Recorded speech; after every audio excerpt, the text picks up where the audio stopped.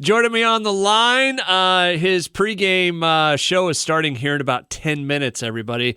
Jonathan Schaeffer from Local 5 is on the line. Hey, man, you ready for this weekend? I don't think you can ever be ready for the Cy-Hawk game. You have to just kind of ride the waves that happen. I think that's the best way to go with it, from college game day to tailgating to kickoff to the always somewhat insanity that comes with the actual game to the very end. It's crazy. Let me ask you this real quick, because I get it as a member of the media. And listen, my version of a member of the media is much different than your version of a member of the media.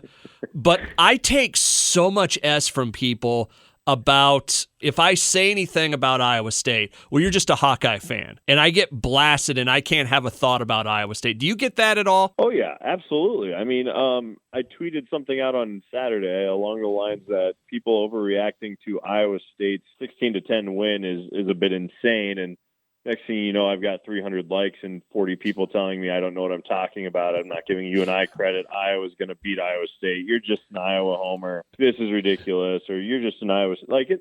You can tell I'm doing a good job, B-sox, when I'm getting people saying I'm an Iowa and Iowa State homer. Perfect. That's where I want to be, right there in the middle.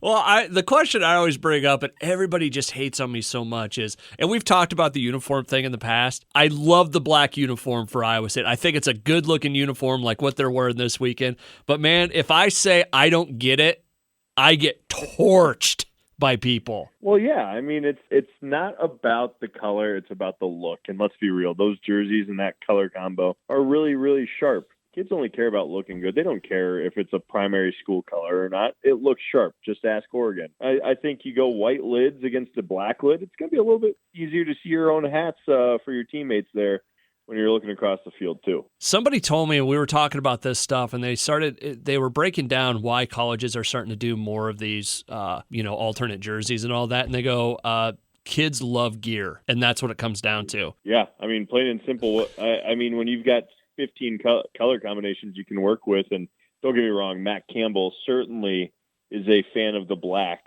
I mean, he's Johnny Cash 2.0. So I mean, it's a great fit for them. But I mean, again, Oregon kind of launched this whole thing, when I was coming out of high school and early days of college a decade ago, and now you look at the growth of the type of alternate jerseys we see, the different looks helmet wise, and it gives these guys something else to kind of enjoy about it. It's not the same jersey every week. They can do different things. And to be honest, I would have liked to have seen the black lid with the color Iowa State logo. I think that's the sharpest helmet that they have. Yeah.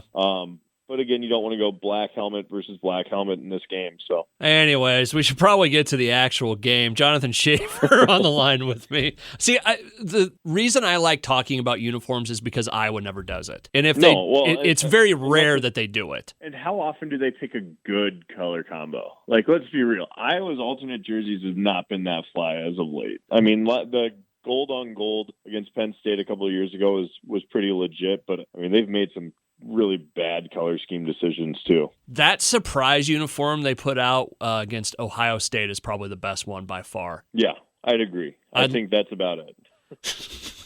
Okay. With that being said, moving over to the world of the game. John, I want to set it up like this. When Iowa's schedule first came out, I said to my wife, Iowa's going to go 0-2 in their first two games. Well, you were wrong. Now, fast forward a little bit. Leading up to the season, I was like, okay, Iowa might be able to hang with Indiana at home just because it was at home.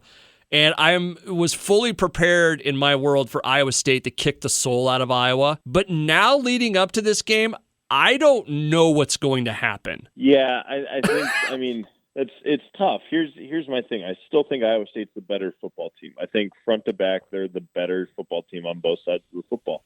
And you can look at it a couple of ways. My thoughts, Indiana was vastly overrated coming into the season. They had no right being the number 17 team in the country ahead of the Hawkeyes, who had a much stronger record, a much stronger finish. But, it is what it is. Indiana played abysmal at Iowa. And when you get down 14-0 like that, it's a big hole to dig yourself out of.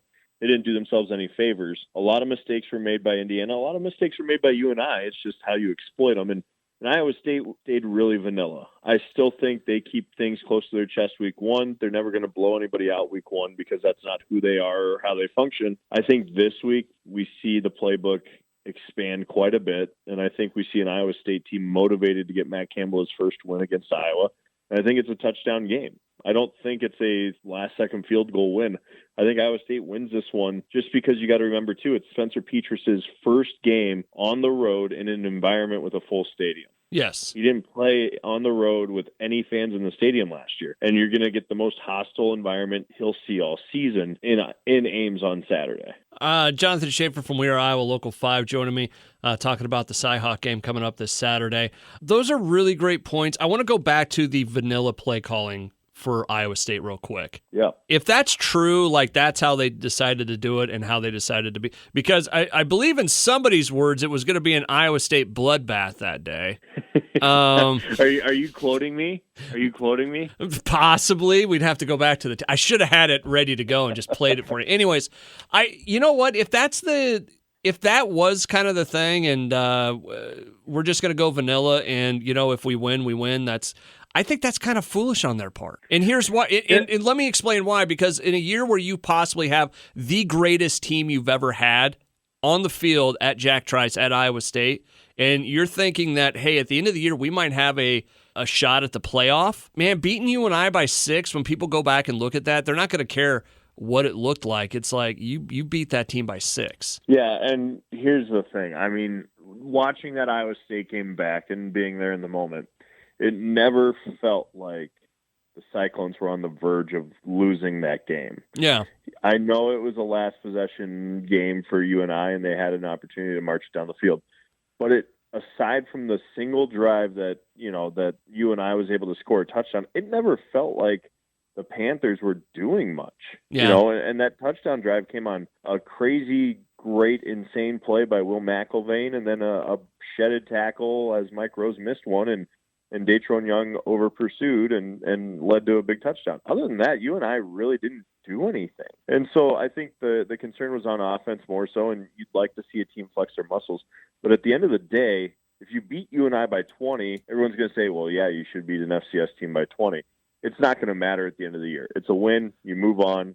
And you realize that the rest of the season is what's going to determine your playoff. And so, a lot of people will forget quickly if they beat Iowa by a touchdown and then they go on to beat Oklahoma in one of their 2 matchups, preferably in the Big 12 championship.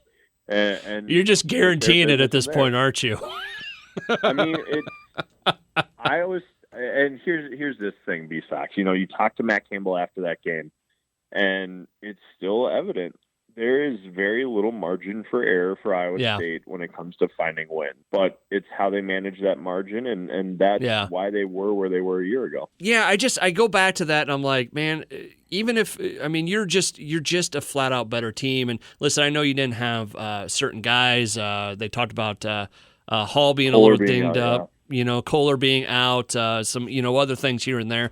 I still think that game, and people aren't going to give, nationally when they look back at it, people aren't going to give UNI the credit that they deserve, because we know from, the past, whether it's Iowa State, Wisconsin, UNI gives a lot of teams a game. Yeah, I mean, UNI is a better team than most people give credit. Yes, they're FCS, but they got dudes. That defense is legit. You got to remember they played a spring season, so it was like 3 months off. They knew their playbook. They dealt with injuries and COVID protocols last spring, so they were a different team this fall than what we saw in the spring.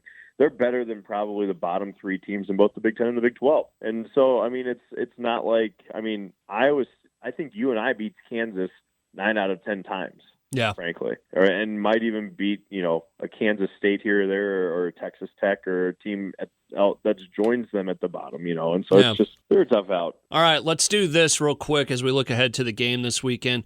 If you're an Iowa State fan, what's the thing you're optimistic about? What's the thing you're worried about? Iowa State fan, I'm optimistic about our defense. I think you've got to be really happy with what that secondary showed, and the defensive front really got after things. I think your concern lies with that offensive line. If they can't move Iowa where they need to go, and become a passing only offense, that's going to be a tough out against an Iowa secondary that's really, really, really, really good. All right, other side of it, Iowa, optimistic and worried. I'm optimistic about our secondary. I mean, 2 pick sixes by Riley Moss is a big day, and he's probably never going to repeat that kind of performance again. I'd hope he does, but I mean, it's still, that secondary is just a bunch of ball hawks, full pun intended there. Big concern, Spencer Petras in a road environment that is as hostile as you'll find, in a fairly young offensive line that's trying to figure out some pieces. I think that's where, if Iowa wants to win, Spencer Petras has to be close to flawless, and that offensive line has to be on their assignments, and communication can't be lacking, because that's where Iowa State will get them, is up in the trenches. Somebody, one of my friends was talking to me about this, and because obviously, you look at the first half versus the second half in that Iowa-Indiana game, and it was much different. But one of my friends that's a coach, he goes, he brought up a point, and I'm like, okay, that's interesting, and I would have never thought of that.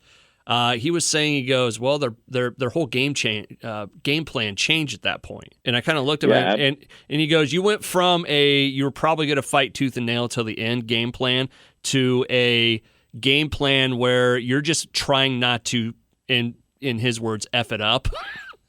Yeah. I mean, it changed the entire script. I mean, it's different. It's a different football game when you go up 14 quickly like that. And Indiana had to play catch up and force some things, and Iowa really was able to just kind of ground and pound it. We know Tyler Goodson's a really good running back, and he showed that with a 52-yard touchdown. But I mean, this Iowa team is going to be fundamentally sound, and that's where they beat you. If you make a mistake, they cash in on it just about every time, it feels like. Jonathan Schaeffer from We're Iowa Local 5 joining me. All right, as we wrap up today, because you're leaning Iowa State on this, right? Yeah, I'd go Iowa State for sure. If Iowa State wins this weekend, why is it? What will be the headline the next day? Oh boy. I mean, the headline will be Campbell gets his first, win over Iowa. But, right. But what's going to be, they're going to look at one thing that happened during that game. What's it going to be? I think Iowa State just gets after Spencer Petras. I think that's what it's really going to be, is their defensive line gets, the D-line beats Spencer Petras and company. I mean, that's going to be the game winner right there. All right. On the other side of things, if Iowa does manage to pull the upset in your world, where they absolutely are not going to, the Hawkeyes cash in on Cyclone mistakes. I think that's been what's doomed Iowa State years past. I go back to the botched punt return that we all remember from a couple of years ago. I know Iowa State would have still had to march down the field to kick the field goal, but I mean that's a winnable situation there, if not for a drastic mistake. So I think that's what it is. Iowa cashes in on Cyclone's mistakes. All right, Jonathan Schaeffer from We're Iowa Local 5. Have fun at the game, and we'll start our pre-show at about 6 a.m. on Saturday morning. I don't think anybody will be watching, but we can do a Facebook Live or something. I mean, it'll be fun. It's going to be a blast. Just make sure you're drinking lots of water if you're out at the tailgate. Yeah, it's supposed to be hot. It's supposed to be like 90s now. Yeah, it's. I don't believe in sunscreen because I like that natural glow that I have. And yeah. So for a guy like you though, B-sox, I'd lather up with the SPF 100, especially on the top of the head there. All right. There is nothing worse than a sunburn on the top of the head. And that's why they made hats. And the other thing I learned, when you go to Mexico, don't forget to put sunblock on the top of your head. Oh boy. Yeah. Well, luckily I got my I got a full head here, so we're good. There you go. All right, Jonathan, enjoy the game this weekend. Yeah, you too, buddy.